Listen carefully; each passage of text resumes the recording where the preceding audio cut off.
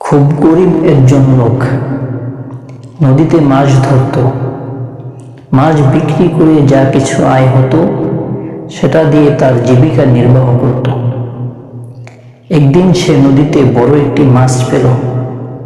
মাছটা পাওয়ার পরে সে তো খুব খুশি। পরিবারের কিছু হাজত প্রয়োজন রয়েছে, সেগুলো পূরণ করবে। পরিবারের জন্য আজকে ছেলেমেয়েদের জন্য ভালো কিছু খাবারের আয়োজন করবে। মাছটা নিয়ে সে বিক্রির উদ্দেশ্যে বাজারের দিকে রওনা করল। পথিমধ্যে এলাকার এক প্রভাবশালী ব্যক্তির সাথে তার দেখা হয়ে গেল।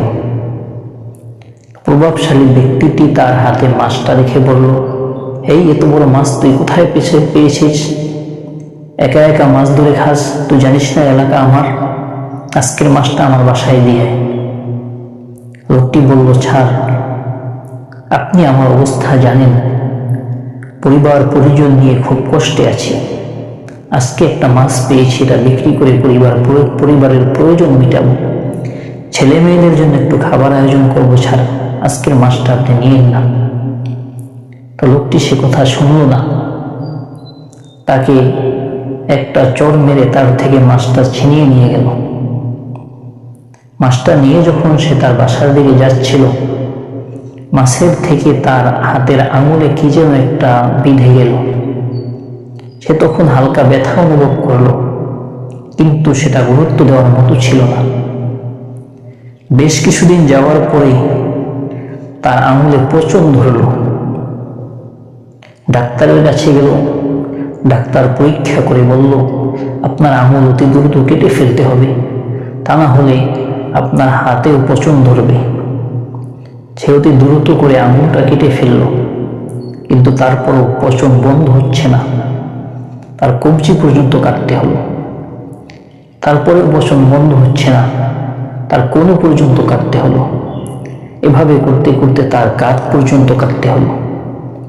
ডাক্তার সাহেব তাকে জিজ্ঞাসা করল, আপনার জীবনে স্মরণ করে দেখেন এমন কোনো অন্যায় করেছেন কিনা যে কারণে আল্লাহ তাআলা আপনাকে এত বড় শাস্তি দিচ্ছে? কেননা আমার জীবনে আপনার মতো এরকম রোগী আমি কখনো দেখিনি। আমার মনে হচ্ছে কোনো অন্যায়ের বদলতে আল্লাহ আপনাকে শাস্তি দিচ্ছেন। তো লোকটির মনে পড়ে গেল সেই গরিব অসহায় ব্যক্তিটির কথা। সে তৎক্ষণিক তার বাড়িতে চলে গেল এবং তার কাছ থেকে হাতে পায়ে ধরে মাপ চেয়ে নিল এবং ওই গরিব লোকটাকে জিজ্ঞাসা করল, তুমি এমন কি মন্ত্র জানো যার জন্য আজ আমার এই অবস্থা? গরিব লোকটি বলল, ছাড়, আমি কোনো মন্ত্রতন্ত্র জানি না। বলুন, আপনি যখন আমার থেকে মাছটা অন্যায়ভাবে ছিনিয়ে নিয়েছিলেন, আমি আসমানের দিকে তাকিয়ে আল্লাহকে বলেছিলাম, আল্লাহ, সে তার ক্ষমতা দেখিয়েছে, তুমিও তোমার ক্ষমতা দেখিয়ে দাও। প্রিয় ভাইয়েরা, এটাই তো আল্লাহ রাব্বুল আলামিনের আযাব। কেননা মাজলুমের দোয়া আল্লাহ রাব্বুল আলামিন সাথে সাথে কবুল করে নেন। নবী আলাইহিস সালাতু ওয়াস সালাম বলেছেন, ওয়াত্তাকি দাওয়াতাল মাজলুম ফাইন্নাহু লাইসা বাইনাহা ওয়া বাইনাল্লাহি হিজাব। তোমরা মাজলুমের বদদোয়া থেকে বেঁচে থাকো, কেননা তার বদদোয়া এবং আল্লাহর মাঝে কোনো পর্দা থাকে না। প্রিয় দর্শক, ভাই ও বন্ধুরা, আমিও যদি আপনাদের কাছে এমন কোনো অন্যায় করে থাকি, দয়া করে আমাকে ক্ষমা করে দেবেন।